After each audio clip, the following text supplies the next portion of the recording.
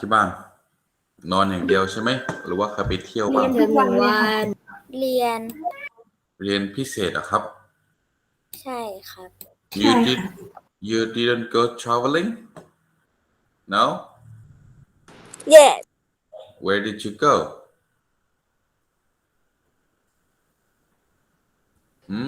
many Where did you go? You go to ปัตตานีสตูล Bangkok ไปพัทลุง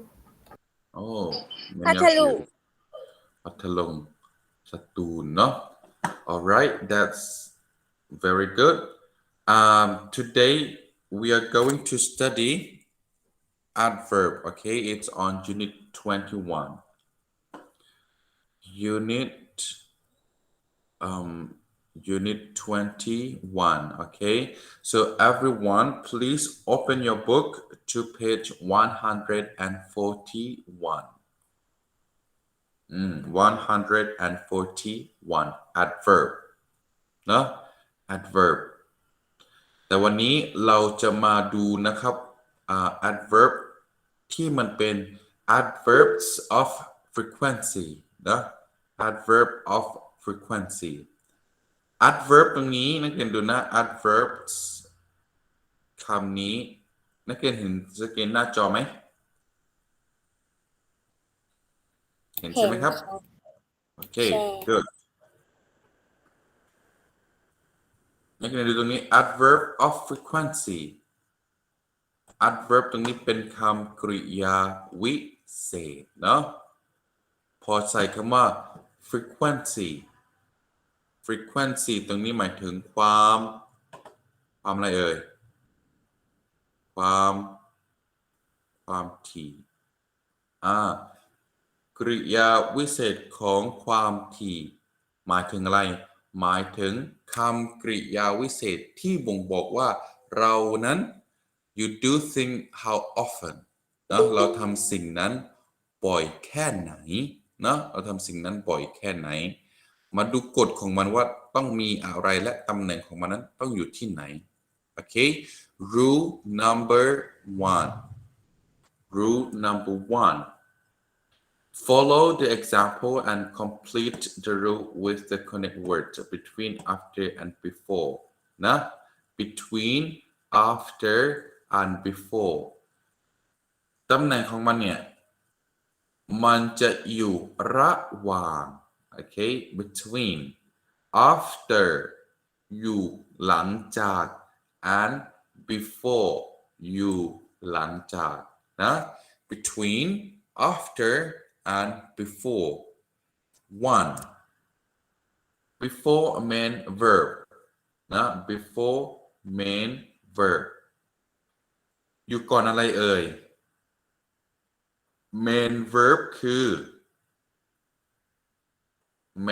main verb คืออะไร main verb ก็คือคำกริยาวิเศษอะไรคือ adverb of frequency นักเรียนดูตรงนี้ มีคำว่าอะไรบ้างมีคำว่าเยอะเลยนะมีคำว่า always นะ frequently never occasionally often อะไรตัวนี้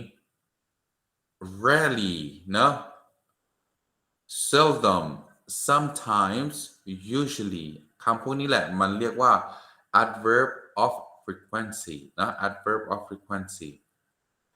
ถ้านักเรียนดูปริมาณหมายถึงว่าเปอร์เซ็นต์ของการกระทำสิ่งนั้นว่ามันทำบ่อยแค่ไหน you can have a look here if you say like always for example I always study แสดงว่าเราทำสิ่งนั้นบ่อยแค่ไหน 100% เลยนะเกือบทุกวันหมายถึงทุกวันก็ได้เนาะ I always study English เห็นไหมคำว่า always แสดงว่าเราทำสิ่งนั้น 100% okay usually I usually study English เราทำสิ่งนั้นบ่อยเหมือนกันแต่บ่อยน้อยกว่าคำว่า always เปอร์เซ็นต์ของมันอาจจะอยู่ที่90 เนาะ I often study English อันนี้ก็เหมือนกันเลยนะบ่อยแค่ไหนก็น้อยกว่าคำว่า usually น้อยกว่าคำว่า always อยู่ที่80อยู่ที่70อยู่ที่60อยู่ที่50อันนี้อยู่ที่0เนาะ0ก็คือ never ไม่เคยทำสิ่งนั้นเลยเนาะมันจะต้องลงทีละ20 okay 100% 80% 60% 40% 20% and 0ก็คือไม่ทำสิ่งนั้นเลยเนาะ so sometimes not often and never คำเหล่านี้เราเรียกว่า adverb of frequency แปลว่าคำกริยาวิเศษที่บ่งบอกถึงความถี่เราทำสิ่งนั้นบ่อยแค่ไหนใช่ไหมเราทำสิ่งนั้นบ่อยแค่ไหนนักเรียนดูตรงนี้อันนี้ก็เหมือนกัน once a day once a week once a month 3 times a day 3 times a week 3 times a month every hour every day every week every month or every year คำเหล่านี้ทั้งหมดก็เป็นคำเป็นอะไรเป็น adverb of frequency เหมือนกันบ่งบอกถึงความถี่เราทำสิ่งนั้นบ่อยแค่ไหนเช่น How often do you play game? I play game once a day ฉันเล่นเกม1 ครั้งต่อ1 วัน How often do you eat KFC? I eat KFC twice a month กิน KFC 1 เดือน 2 ครั้งทีนี้กฎของมันเมื่อกี้เนี่ยตัวแรกเลยนะพวก frequency เมื่อกี้นะนักเรียนดูตรงนี้ว่าอันนี้มันจะเป็นวลีเนาะหมายถึงว่ามันมีมากกว่าคำแต่แบบนี้มันเป็นคำเนาะมันเป็นคำถ้ามันเป็นคำแบบนี้ first rule เนาะ first rule ก็คือให้วางหน้ากริยาหลักนะให้วางหน้ากริยาหลักแบบนั้น before main verb for example I never drink Coke I never drink Coke ตรงนี้แปลว่าอะไรแปลว่าฉันไม่เคยอะไรไม่เคยดื่มน้ำโค้กเปอร์เซ็นต์ของมันเมื่อกี้อยู่ที่เท่าไหร่ 0% เนาะกฎข้อที่2 it frequency adverbs go between the auxiliary verb and main verb เนาะถ้ามันมีกริยาช่วยพวก do not doesn't นะ do not หรือ doesn't มันจะต้องอยู่ระหว่าง auxiliary verb กับกริยาแท้ก็คือ main verb นั่นเองส่วนมากแล้วจะอยู่ในประโยคปฏิเสธเนาะระบบteacher จะบอกว่า teacher เนี่ยไม่ค่อย teacher ไม่ได้กินไม่ได้ออกกำลังกายเสมอนะ teacher ไม่ได้ออกกำลังกายเสมอ teacher ก็จะต้องพูดว่า I don't always do exercise I don't always do exercise ก็จะกลายเป็น I don't always do exercise นักเรียนดูคำว่า don't มันเป็น auxiliary verb เป็นกริยาช่วย do เป็น main verb เพราะฉะนั้น adverb of frequency ก็จะต้องอยู่ระหว่าง2ตัวนี้นะครับ and last rule is after the verb to be นะเมื่อในประโยคนั้นไม่มี verb แท้แต่มี verb to be แสดงว่า adverb of frequency จะอยู่ after the verb to be อยู่หลัง verb to be มีอะไรบ้างมี is มี am และมี are Joe is always at home at noon Joe เห็นไหม is เป็น verb to be always at home at noon Joe เนี่ยจะอยู่บ้านตอนเที่ยงเสมอนะครับเสมอ และอันนี้เป็น adverb of frequency ทั้งหมดเลยเมื่อกี้เนาะมีคำว่าอะไรบ้างมีคำว่า never เห็นไหมตรงนี้คำที่หนึ่ง occasionally เป็นคำที่สอง occasionally เนี่ยแปลว่าบางโอกาสเนาะ often คำที่สามบ่อย rarely เนี่ยแทบจะไม่นะแทบจะไม่ถ้านักเรียนรู้จักรากศัพท์นี้ถ้านักเรียนเคยเห็นคำว่า rare item รู้จักไหม rare item แปลว่าอะไร rare ก็คือแทบจะไม่มีนะก็คือ rare item หายากมากแสดงว่ามันผลิตจำกัด rare item rare ก็แปลว่าแทบจะหายากสิ่งของที่หายาก rarely ก็จะแปลว่าแทบจะไม่เนาะ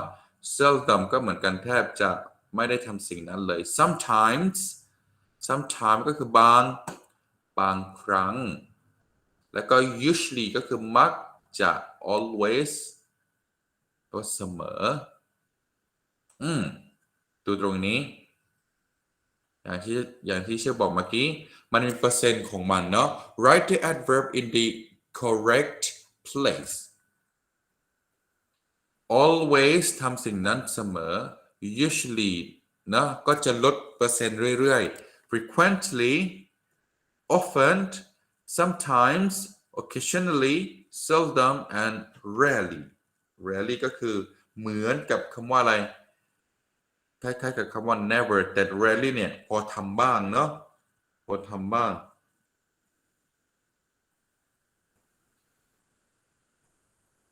โอเคพอทำบ้างถัดไปดูตัวอย่างประโยคนะดูตัวอย่างประโยคที่หนึ่ง he usually swims fast fast แปลว่าอะไร usually ก็แปลว่ามักจะเนาะมักจะเขาคนเนี้ยมักจะว่ายน้ำอย่างไรอย่างเร็วเห็นไหมเร็วมักจะนี่อยู่ระหว่างไหนอยู่ before main verb นะกริยาแท้เราเรียกว่า main verb อยู่ก่อน mv Number 2 my dad never drinks coffee นักเรียนดูตรงนี้ my dad never drinks coffee drink is a main verb so adverb of frequency this one goes before main verb นี่คือ adverb of frequency คุณพ่อของฉันไม่เคยดื่มกาแฟเลย Number 3 they don't often listen to music they don't often listen to music adverb of frequency อยู่ตรงนี้อันนี้เป็น auxiliary verb นะ auxiliary verb เป็นกริยาช่วยและอันนี้เป็นอะไรเป็น main verb พวกเขาเนี่ยไม่ค่อยได้ฟังเพลงบ่อยนัก okay Number 4 I am really angry with her I am really angry with her นักเรียนดูคนนี้คำว่า really ก็จะเป็น adverb of frequency แต่ am เป็น verb to be มันมาหลังจาก verb to be นะนี่เป็น adverb of frequency ฉันแทบจะไม่ค่อยได้โกรธใครโกรธเธอเลยหรือหล่อนคนนั้น Number 5 Why do you never brush your teeth Why do you never brush your teeth Never เป็น adverb of frequency brush is a main verb มันมาก่อน main verb นะครับมันมาก่อน main verb ทีนี้ดูตัวอย่างประโยคอีก ดูข้อที่หนึ่งนะ Susan never does her homework in the kitchen Susan never does her homework in the kitchen as you can see here does is a main verb เป็นกริยาหลักใช่ไหม never เป็น adverb of frequency มันมาก่อนคำกริยาหลัก Number 2 Henry and Tina don't usually meet in the afternoon ทั้งแฮนนาเนี่ยและทีน่ามักจะไม่ค่อยได้เจอกันตอนบ่ายเห็นไหม usually อยู่ระหว่างตัวไหนอยู่ระหว่างกริยาช่วย not meet กับ อะไรนะ meet นะ meet ถูกต้อง main verb number 3 I am always at home on Sunday mornings I am always at home on Sunday mornings always เป็น adverb of frequency and it goes after am is verb to be number 4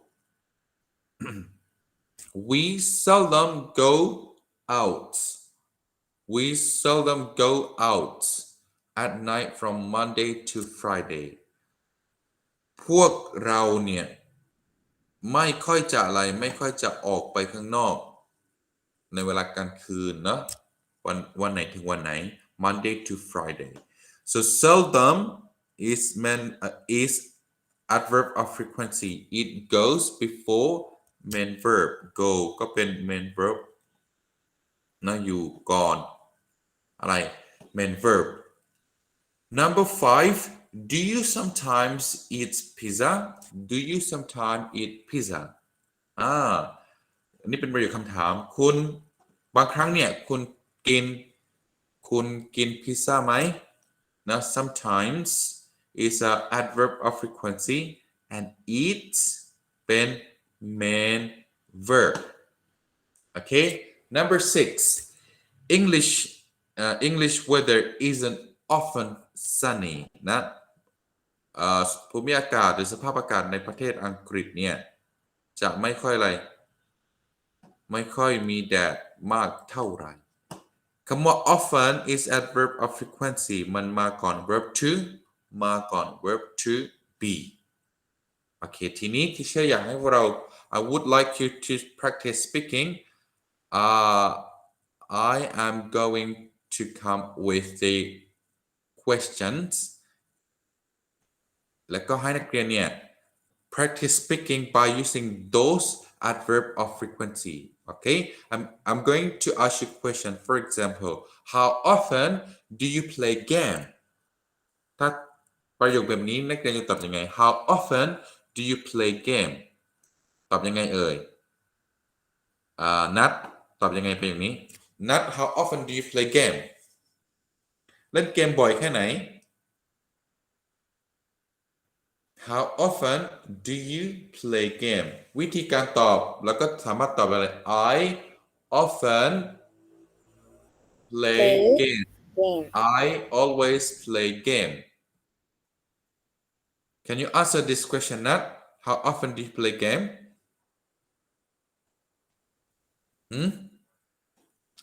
ดูนะที่เชื่อจะมีประโยคแบบนี้มาให้จะไปทีละคำถามเอาทีละคนเนาะเอาทีละคนเริ่มจากใครก่อนเริ่มจากกัญญากรไม่ใช่ดิกัญญากรก่อนเนาะกัญญากร How often do you eat pizza sometimes I ลองตอบแบบเต็มประโยคก่อนละ I sometimes eat pizza Very good next oneชยานันทร How often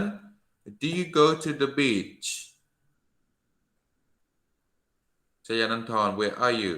How often do you go to the beach อยู่ไหมอยู่ครับ I often go to the beach Okay how often do you go to the beach สามารถใช้คำเหล่านี้ได้เลยนะแคปถ้าไม่รู้ I often go to the beach I often go to the beach very good next one นัดท็อปพรามใช่ไหม How often do you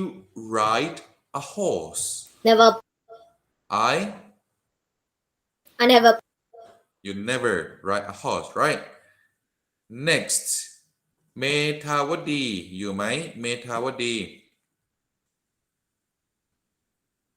เมธาวดี Where are you? สุชานาถ How often do you give a flower to your mom? สุชานาถ I sometimes give flower to your mom, right? You sometimes give a flower to your mom. Next one นี่ชื่ออะไรนี่ฟินกุ้ง more ชื่อ than จริงฮะชื่อจริงชื่ออะไรนะนี่ฟินกุ้งนี่ ฟิงคุงฟิน มันอ่านว่าฟิน กำมลกำมลทัศน์ กมลทัศน์กมลทัศน์ How often do you make a snowman กมลอยู่ไหมกมลทัศน์กมลทัศน์ไปที่เจดนิพิษ How often do you make a snowman สำหรับดิฉันแล้ว I never make a snowman in my life What about you เจดนิพิษ I never make a snowman.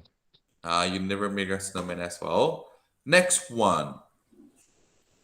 Kamon, how often do you take a selfie? Kamon,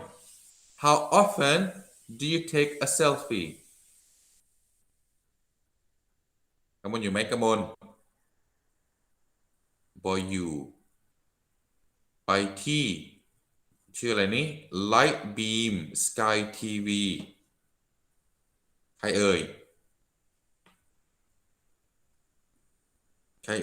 Light Beam Sky TV พี่นัทหรือเปล่าครับ พี่นัทเหรอ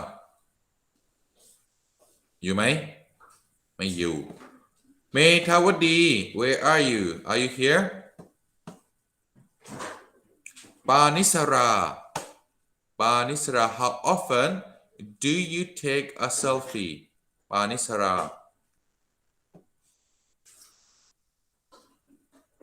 No พิมพิสา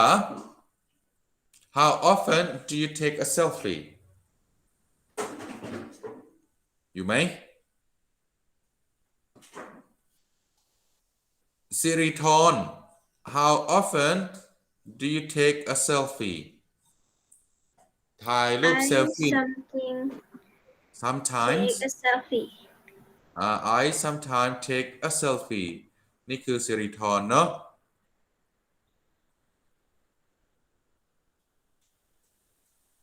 โอเคที่เชื่อจดอย่างนี้จดชื่ออย่างนี้เพราะว่าที่เชื่อบวกคะแนนทีหลังเนาะ next one กมลการ How often do you read book I sometimes read a book I sometimes read a book Okay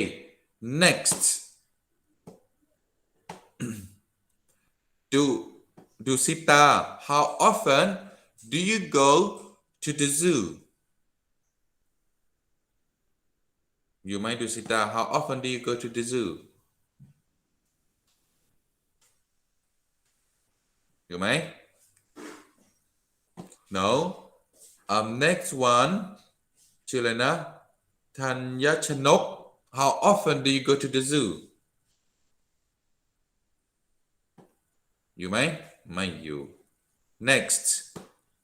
มณินทร How often do you go to the zoo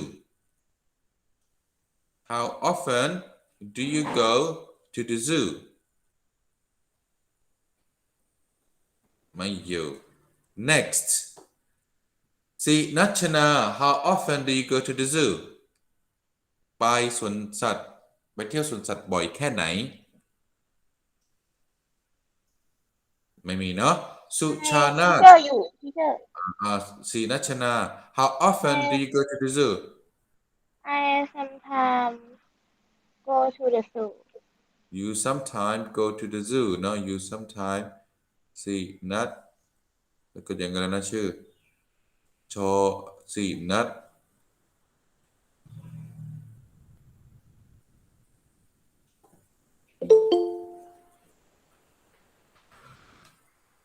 Next สุพิชา How often do you do homework สุพิชา How often do you do homework ทำทุกวันไหมว่าหรือว่าทำแค่บางวันมีไหมอ่ะคนที่เหลือถ้าอยากลองตอบนะที่เชื่อจะถามไปเรื่อยๆถ้าไม่มีเชื่อก็จะข้ามคำถามเนาะ เมื่อกี้ใครยกมือตึ้งมันไม่ได้ยินตึ้งโอเคกัญญากรไปที่ตืดกัญญากร How often do you buy ice cream I usually buy ice cream you usually buy ice cream เนาะถ้าใช่ถามต่อ What is your favorite flavor ชอบรสไหน chocolate chocolate very good อ่ะถัดไปใครยกมือกันเราตะลึงตะลึงตะลึงตะลึงไม่ได้ยินทียกมือก่อนเราดิฉันจะได้เรียกถูกใครอ่ะตะลึงเมื่อกี้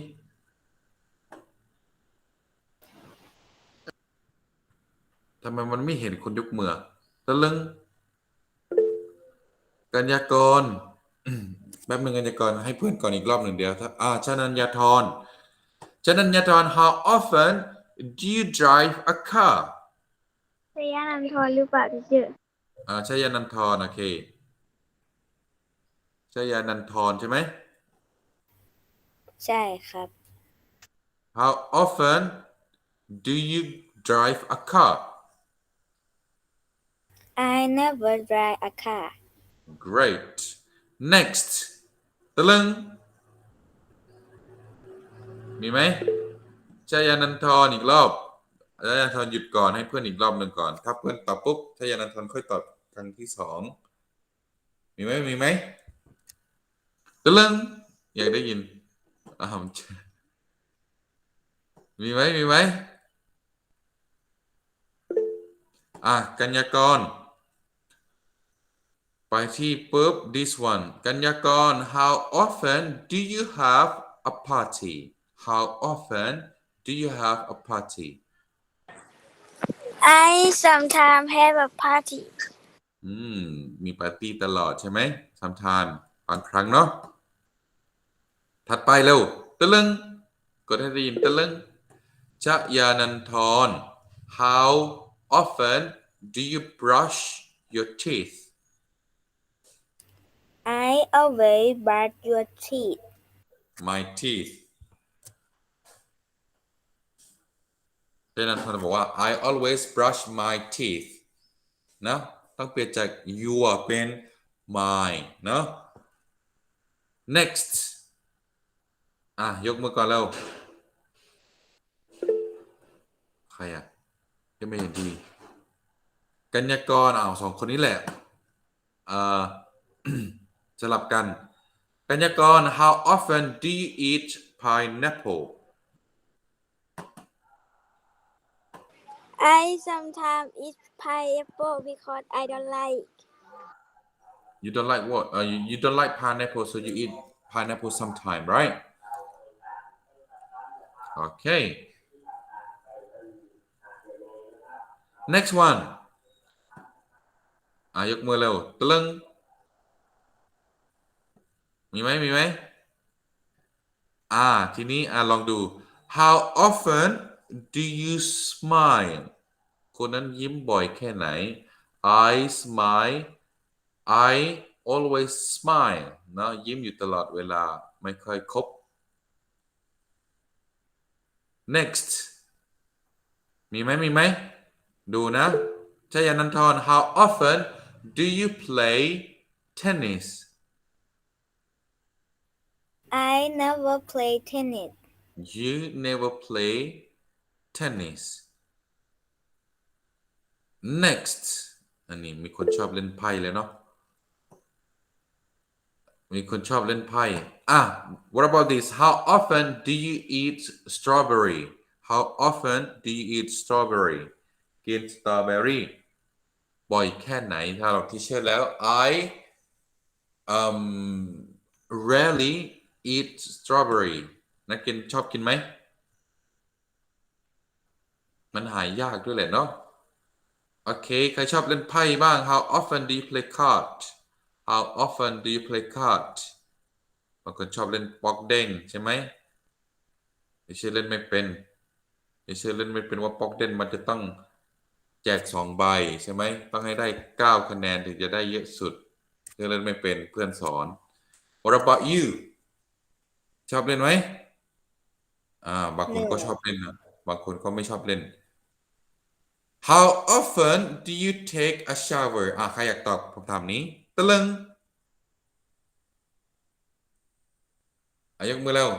อาบน้ำบ่อยแค่ไหนต่อวันบางคนจะตอบว่า I never take a shower คืออะไรไม่อาบน้ำเลยเป็นปีแล้วตั้งแต่โควิดใครอยากตอบคำถามนี้บ้างอาบน้ำบ่อยแค่ไหนต่อวันก็ได้ How often do you take a shower a day Teacher I take a shower 3 times a day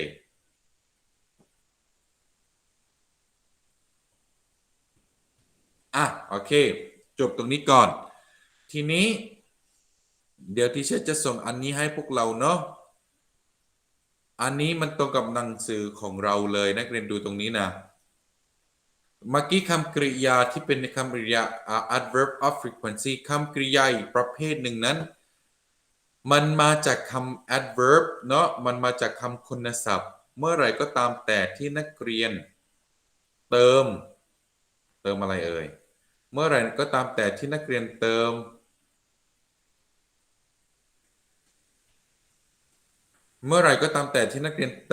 ly ลงไปนักเรียนดูตรงนี้คำกริยาวิเศษเมื่อเติมมักจะมีคำว่า ly ลงท้ายประโยคด้วยเนาะ adverb describe a verb and an adjective or another adverb add ly to the word in blanket to form an adverb that tell how เนาะนักเรียนอันนี้ง่ายมากเลยแค่นักเรียนเติม ly ในคำที่อยู่นี่ in the blanket นะ for example Mata eats the berries quickly เมื่อไหร่ก็ตามแต่ที่มันเติม ly เนี่ยนะมีคำว่า ly คำเหล่านั้นถ้าเราจะแปลในภาษาไทยเราแปลว่าอย่างบางสิ่งบางอย่างสวยงามอย่างเร็วอย่างน่าเสียใจอย่างเนาะ for example number 1 Martha eats the berries quickly มาตากินเบอร์รี่อย่างไรอย่างรวดเร็วใช่ไหมPete waited patiently for the fish to bite ตรงนี้ก็ใส่คำว่าอะไรใส่คำว่า quickly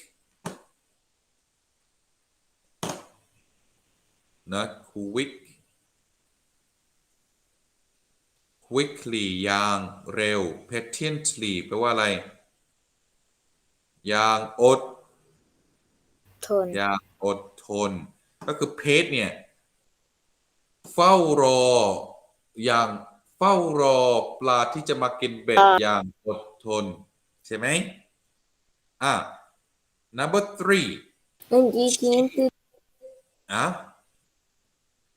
sorry อะไรนะเมื่อกี้นัดพูดเลยหรือเปล่าไม่ได้พูดเลยใช่ไหมถัดไป she gently held the sign she gently เห็นไหมนักเรียนแค่เติมคำว่า gently มันมี e ต้องทำยังไง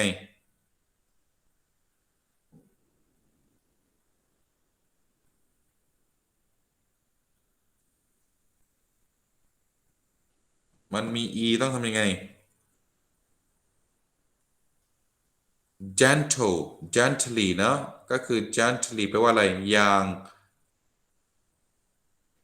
งนุ่มนวลอ่อนโยนเนาะเขาถือป้ายอย่างนุ่มนวลอ่อนโยน she waved her flag widely อย่างดุดันเนาะอย่างดุดัน widely อย่างเร็วหรืออย่างเร่งรีบก็ได้ข้อที่5 Polo drove slow on the highway จาก slow ก็ต้องเปลี่ยนเป็น slowly Polo drove slowly on the highway ทีเชอร์เดี๋ยวทีเชอร์จะส่งใบงานนี้ให้กับพวกเราเนาะเดี๋ยวพวกเราทำเนาะนักเรียนจะปริ้นทำก็ได้หรือนักเรียนจะเขียนลงไปในเป็น e picture ก็ได้เหมือนกันเนาะเดี๋ยวช่วยบันทึกอันนี้ก่อนเนาะจะได้ใช้คะแนน